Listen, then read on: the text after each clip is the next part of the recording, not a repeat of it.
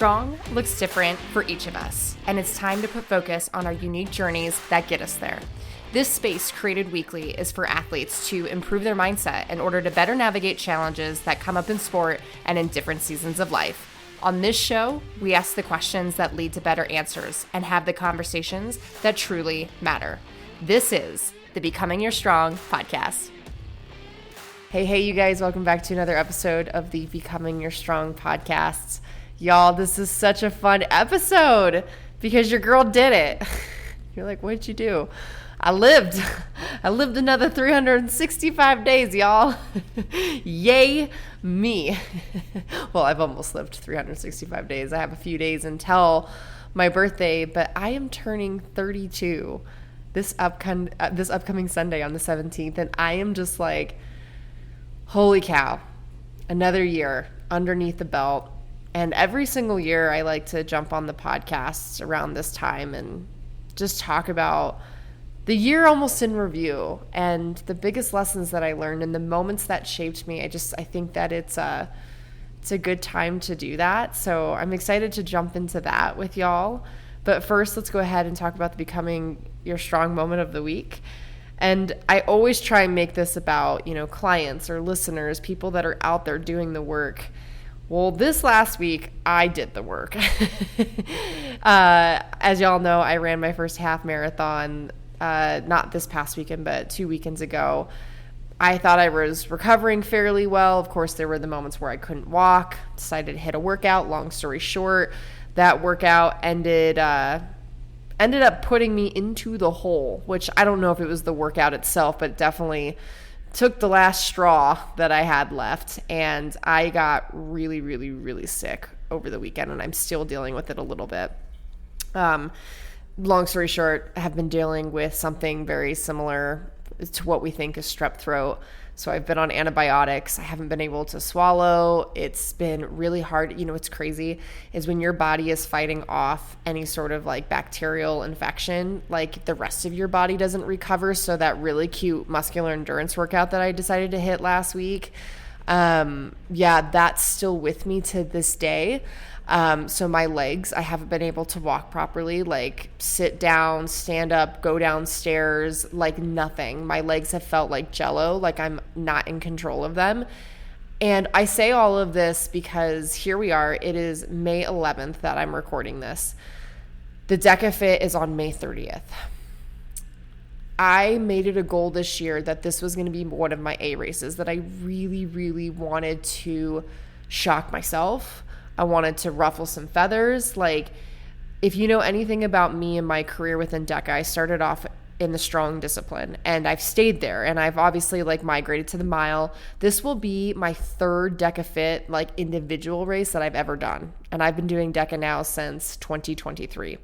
So it's not my strongest of disciplines just because I don't have the running background like a lot of the other people that compete in it do. And so I feel uncomfortable in this race because I get ran around in circles and it sucks and I hate it. But that's also the reason why I wanted to lean really hard into it is I am odd and I like to go after the things that I suck at because I'm tired of sucking at them, to say it in the least most professional or just straight up way. And so I've been really excited about this training block, and it just feels like I haven't been able to really do anything. I've shared those sort of concerns and vulnerabilities and frustrations with y'all as life has been really busy.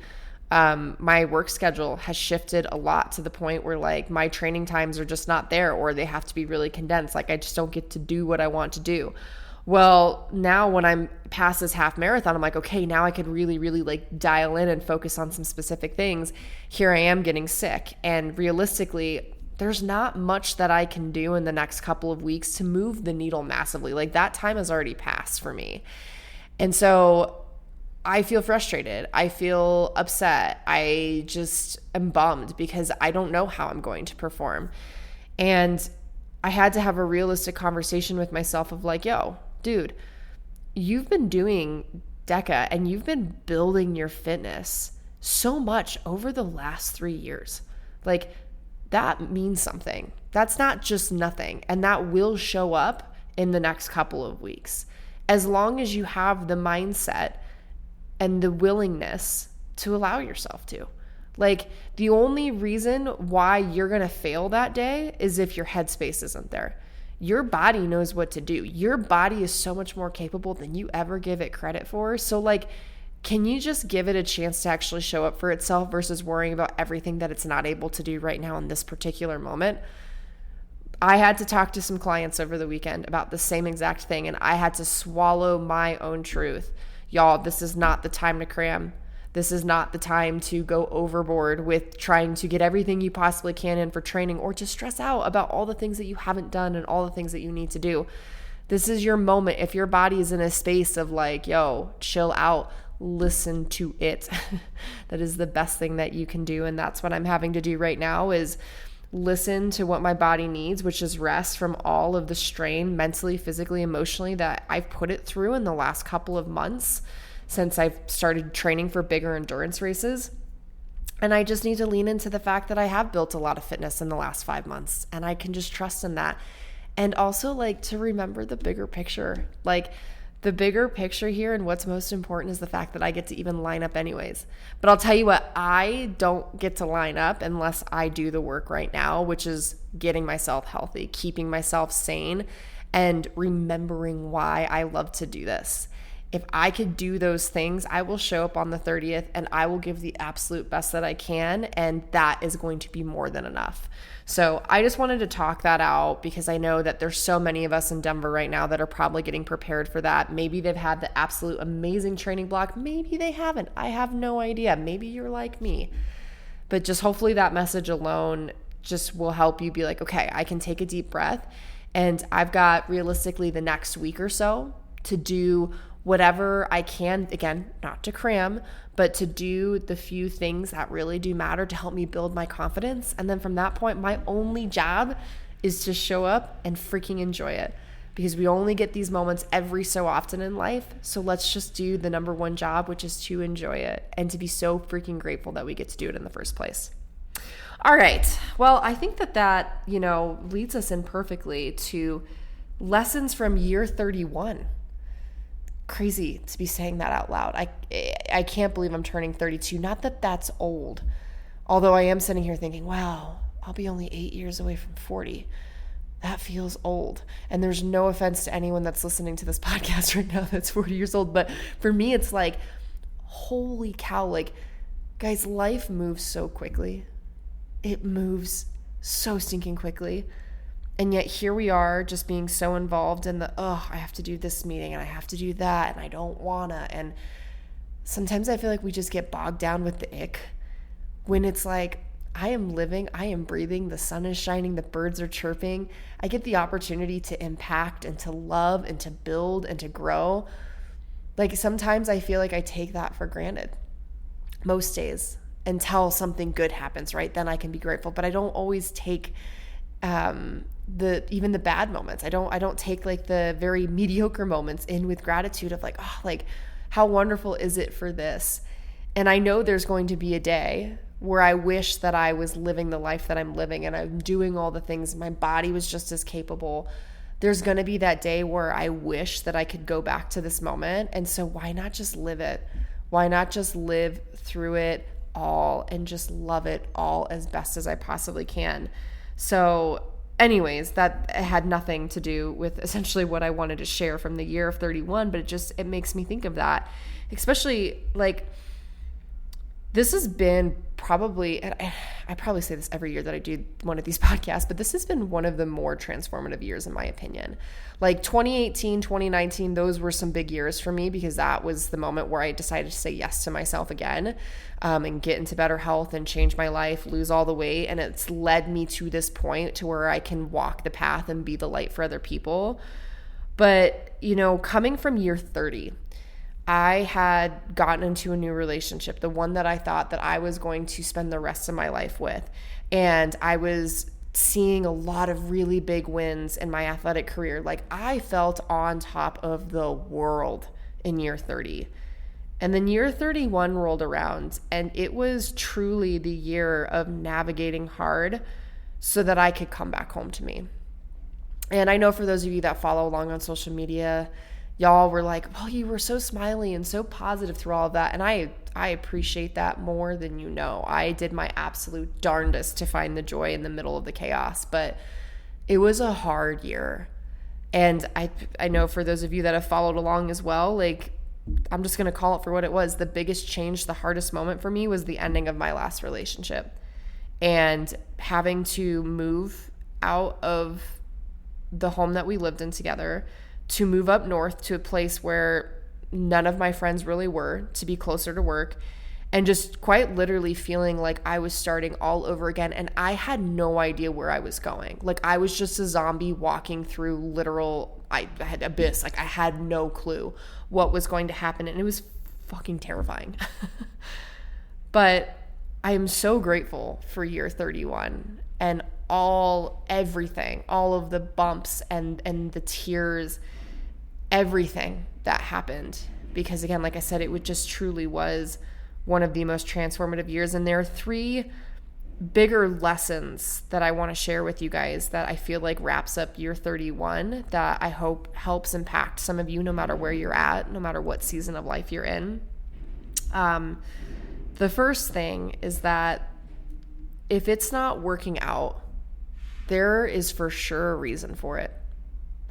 If something in your life is not working out and you feel like you are doing everything you can to hold on to it, to find a way to make it work. Maybe you're sitting there jiggling the handle of a door that has been locked and you're wondering why it won't freaking open.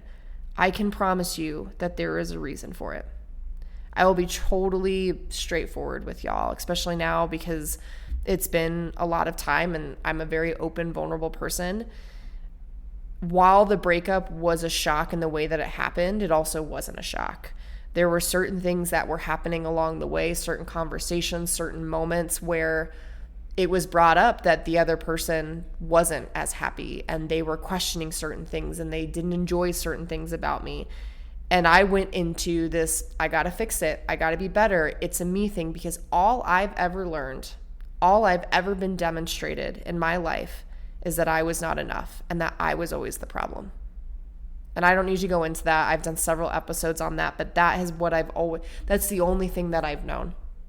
And so I worked and I worked and I worked so hard to bend over backwards for this relationship and for this individual to make it work, because I knew that if I could just fix myself, that it could. And I did it because I believed in it. I truly believed that this was it. This was endgame for me.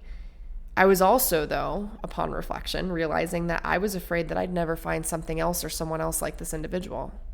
And if this went away, that I could end up alone for like ever.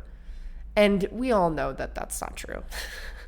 But in the moment, that's how deep it felt. That's how serious it felt. And so I had to overcome those. Here's what I will say about that.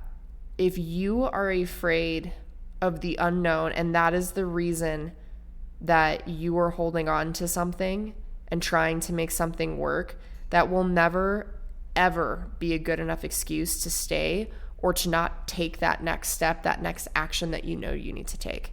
That is probably one of the biggest lessons that I had to learn and I had to lean into. Guys, I had to lean into there being a bigger purpose, that there had to be a bigger plan. In that moment when I was told, I just don't see you as my life partner, that didn't mean that the door for love or the door for something bigger was being shut on me forever. That there has to be a bigger purpose, there has to be a bigger plan. And it was crazy because the few times before it that it happened, where there was the question and the hesitation from my partner, I immediately fled to like, no, like, just trust me, like, this will be fine. And this time it was like, I just threw my hands up and I said, okay, that's it. Like, there's nothing else that I can do. There's nothing more that I can give.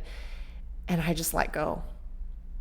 And by letting go, I was able to let in so much more, guys. My life has blossomed. My career is taking off. My joy and like genuine happiness for what I do and the relationships that I'm building and the experiences that I'm building for myself and with myself I mean, it's unreal.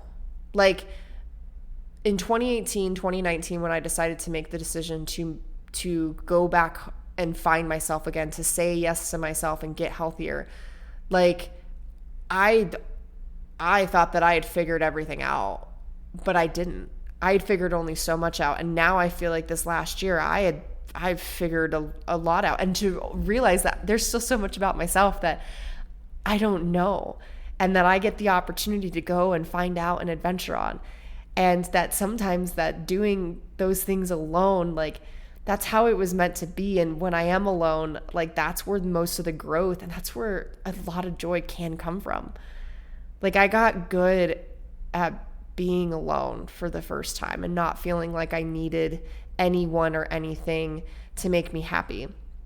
And it's not to say that that was rainbows and butterflies, because y'all, it was not, and it still isn't 100% of the time. There are times where I feel anxiety and stress when I have to navigate certain things by myself, but when I overcome those moments and I show myself that I can, and I make it to the other side, and you know, I'm running during this half marathon being like, holy cow, like look at all that you've overcome and the amazing person that you've become through it. Like that shit right there is what I live for. That stuff is amazing. So anyways, I'm babbling on. All of that to say, y'all, if there is something in your life that you are trying to hold on to, let go. Let go and let in, because I promise you there is so much that is waiting for you if you just loosen the grip and trust the process, because it changed my life. It truly changed my life. And that brings me to the second lesson, which is the best is yet to come on the other side of yes. This last year, I said yes to getting help for the first time. I said yes to therapy.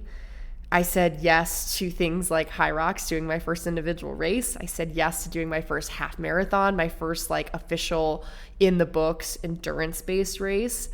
I've been saying a lot of things like yes to things that I'm not good at. I've been taking on clients in certain cases where I'm terrified that I might fail them or I might not actually be able to help them and get them results.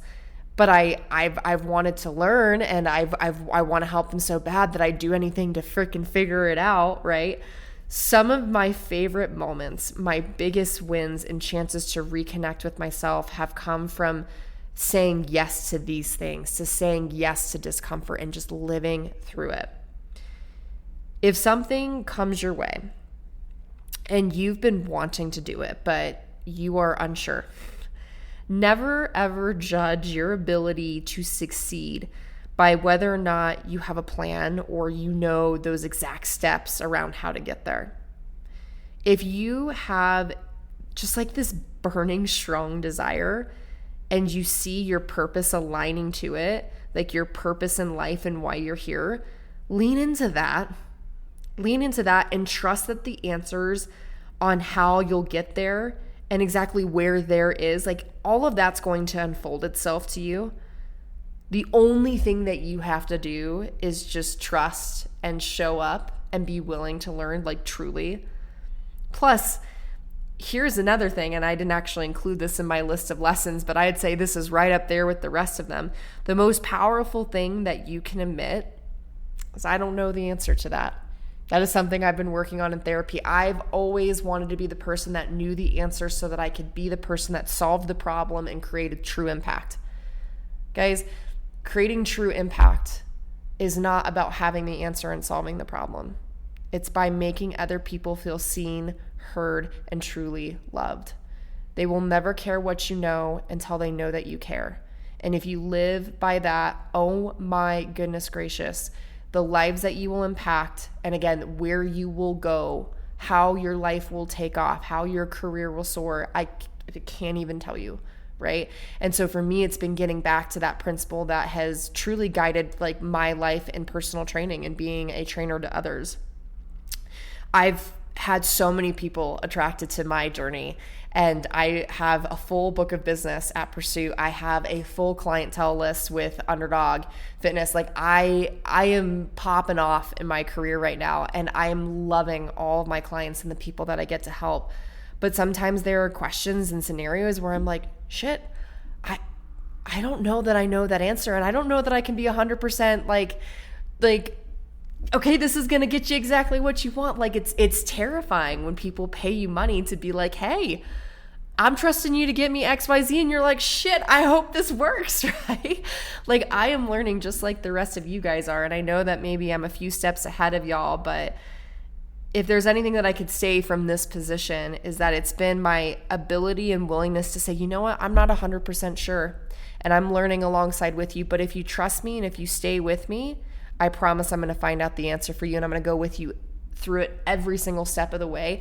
That means more than knowing the answer right away. So if you're sitting here right now and you're like, holy cow, I haven't said yes to the things that I've really wanted to do in a long while, this is your opportunity. This is your calling. This is your sign. This is your chance to say yes, because there is so much waiting for you on the other side of it. The last lesson that I have learned in the year of 31 is sometimes the wait is longer because the blessing is bigger. And that one makes me emotional, because I have been questioning for a lot of the last few years, when is it ever going to be my time? When is it ever going to be my moment? When am I ever going to find my person? When am I ever going to feel safe?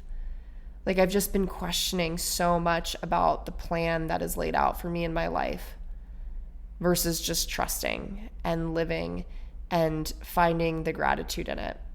And I kick myself in the ass for that, but I can't regret it now because it's allowing for me to really grasp this lesson now. It has taken so long for my career to take off ever since I've left the corporate world. It has felt like it's taken so long to meet certain goals. It has felt like it has taken freaking forever to find my person. And now, after walking through what was one of the hardest years of my life, I feel like all of those pieces are starting to come together and are starting to become so clear. I can't even fathom this, and I'm sharing this now for the first time. I mean, I know, again, people that follow along on social media have gotten the hint, but publicly, like, there is a new man in my life, and I couldn't be happier. Like, this goes nothing against my previous partners, because they have been people that have taught me a lot and have given me true moments of joy and have allowed for me to experience things that I could only experience with them. I am so grateful for all those moments, regardless, despite however any of it ever turned out.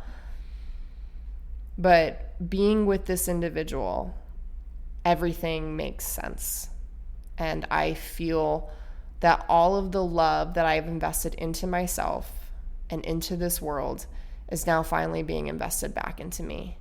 And I am the most regulated I have ever felt in my entire life. Like, my system is, like, I feel like I can breathe and I don't have to worry. And I'm not thinking about when the other shoe's gonna drop.